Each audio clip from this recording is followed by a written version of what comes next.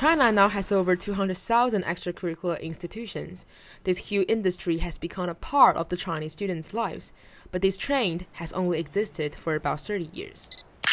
30 years ago, signing up for part-time tutoring by college students was the primary way for children to receive extra education after class.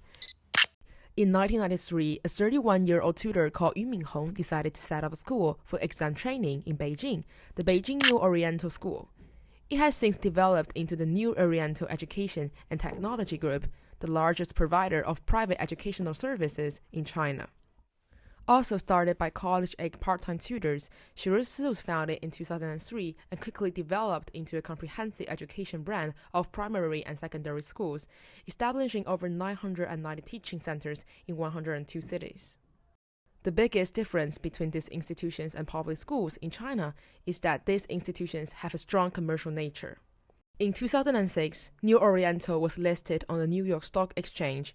In 2010, Xiaoyu Song was also listed on the New York Stock Exchange, becoming the first domestic primary and secondary education institution listed in the United States. There are two kinds of extracurricular education institutions in China. One is to cultivate children's interests, and the other offers supplementary training in school courses, such as physics, math, and English. There are many forms of extracurricular classes. Popular ones include one-on-one teaching, small classes of 10 to 20 people, or a classroom with two teachers, one in the classroom and the other lecturing online.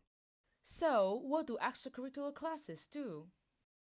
Parents, they choose to send their students, their children into those institutions is they want more focus on their child.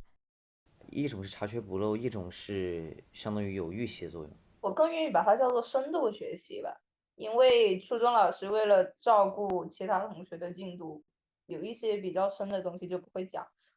为了让我自己的成绩更好，上一个更好的学校。Like normally in our classroom, there are more than 40 or 50 of them, a lot of students. So even if the teacher is very, very responsible, he or she cannot take care of all of them. I give them feedback maybe once or twice a week, but if they go to those institutions and they have their teachers who just need to take care of at least one or at most 8 of them, they can get feedback very, very quickly and very efficiently.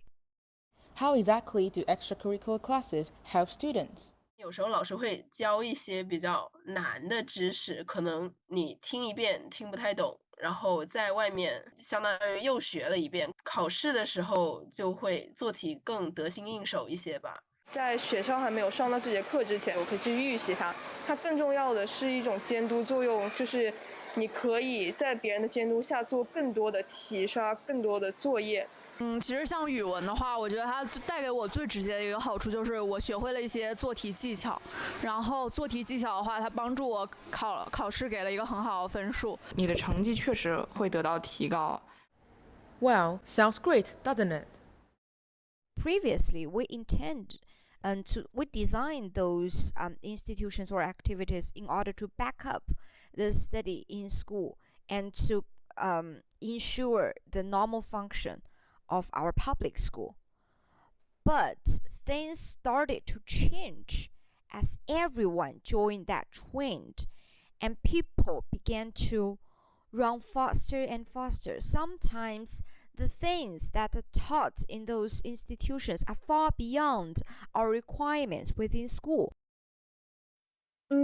小学的话就是好像有一点跟风的嫌疑。我觉得也会有跟风的现象。环境使然，就大家都很学，然后觉得课外补习班现在来说已经成为一种常态了。就是你就觉得你的同学都上补习班了，然后他成绩肯定比你好，然后自己也要上补习班去让自己成绩变好一些。当在一个大环境之下，大家都在补课，不管有没有用，这个时候你不补课，你就会觉得自己非常的异类，好像天哪，他们超前了我好多，就天哪，我会落后，然后你就会开始花钱去买个安心，哪怕这没什么效率。But if you don't care about the things you learn, you don't care about the time you might have spent happily play in the playground, but you just want to run ahead of others, that is harmful. I don't think that is a good thing. Yeah. 缺点的话，那第一个肯定是占用时间啊，然后又花钱，浪费钱也浪费时间。然后那还有第二种缺点的话，可能会在学校听课的时候没有那么认真，然后反倒就适得其反了。我觉得很大一部分程度是在做无用功，因为其实归根结底还是我自己的听课质量。但是它会导致你学这个学科一定的功利性。They sell anxiety. I don't think our society has such big tolerance for those who are not very smart or not very outstanding. Everyone wants to show I'm superior. They attract students because they see or they understand that parents and students, they want to be people above people. Typical traditional Chinese parents, no matter they're young or they're very, very old, they're just like, well, I know what to do. I can take care of your life. So I just want you to go into the road I've prepared for you. 我觉得大多数的培训机构用的手段应该是贩卖焦虑，它是利用的是家长觉得自己孩子不够优秀的心理，然后去做的一些推广。家长就觉得只有益处，感觉好像没有坏处的感觉。就现在家长也不缺这点钱，那么大多就会想要也是迎合社会趋势这么一种姿态吧，因为周围的小孩也在这样学，那为什么自己的小孩我无法给予他这样的资源呢？然后我去补习，完全就是因为就是别的家长跟我的妈妈说什么现在竞争非常激烈啊，就会造成了一种那种恐慌的感觉，就是他已经失去了他原来做补习班的那种真正的意义了。其实最根本的就是要改变一些家长对考试或者是升学一些想法，然后不要让家长觉得你只有上补习班才能够就是获得好的成绩。Some of them, they have not done a very close research or investigation upon the courses or the contents their children are supposed to learn within those institutions. They just like go over the advertisement on the internet and they think, wow, a lot of people like my neighbor, they are going to that institution, sure, that must be very, very good. So, you know, that is the place my children are supposed to be in. Instead of just buy 9块9, you know, 9.9 kwai online course, learning some nonsense. I think even if you want to send your children to some extracurricular institutions, at least you should will ask them. 一般是我的父母问起来，然后会跟我做一些讨论，然后最后再决定要不要报补习班。教育机构嘛，那它是个买卖，对不对？我觉得教育一旦变成了一个买卖呢，我就不太喜欢它了。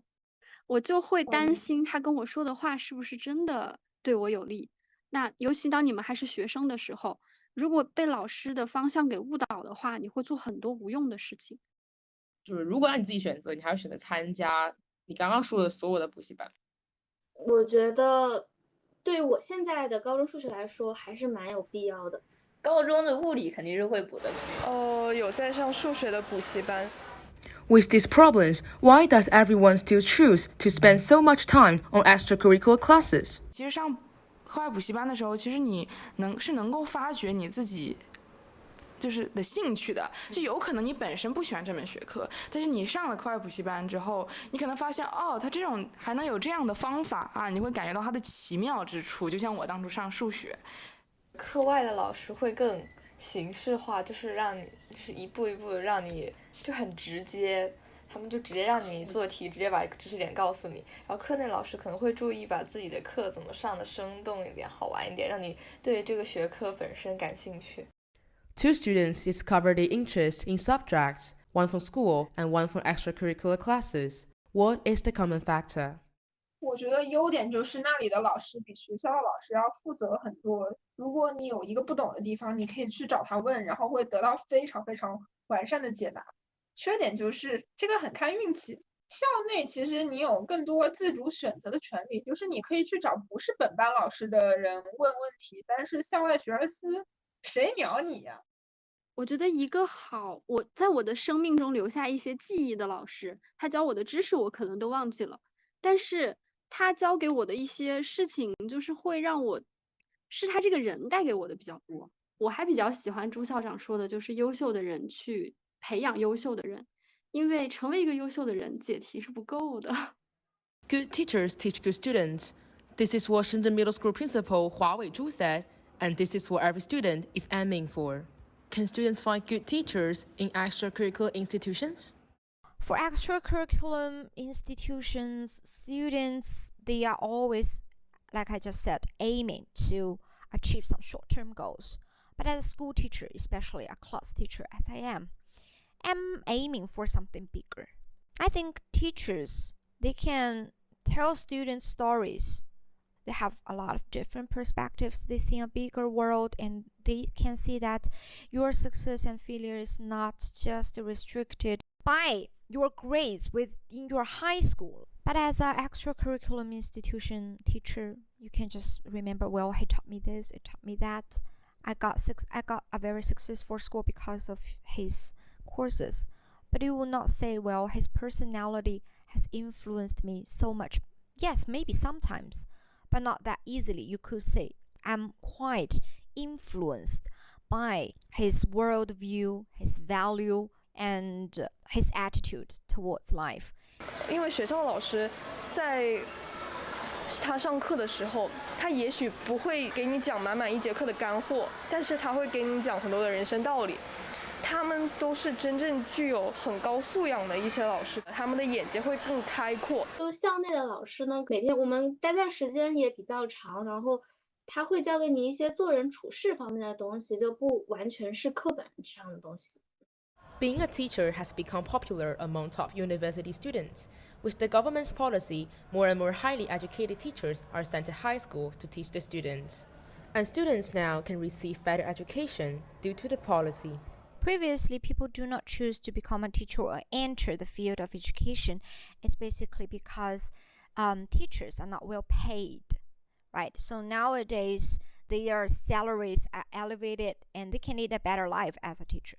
So it's natural that students with higher educational background would be a teacher. I have a lot of friends who graduated from top universities and they are teachers now. I think those teachers, they can bring some brand new perspectives for students. They have seen the world. Good teachers are considered the most important things. They help students to be different rather than better. Sometimes doing what everyone is already doing won't help anyone stand out.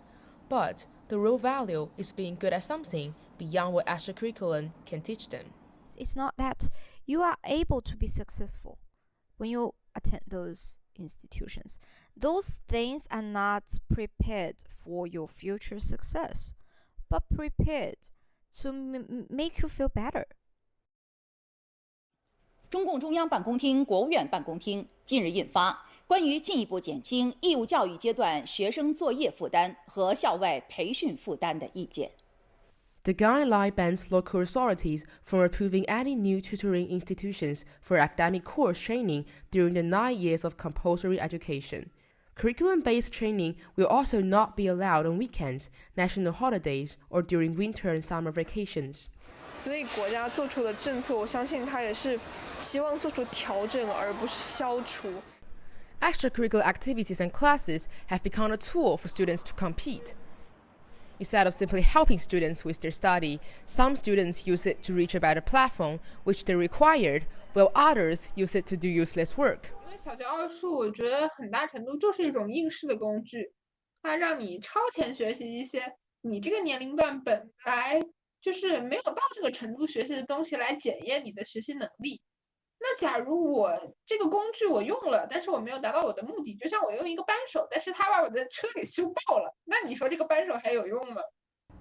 Instead of blindly following the trend, it is more important to know what every student actually wants from these classes. I hope everyone can find a more suitable way of studying.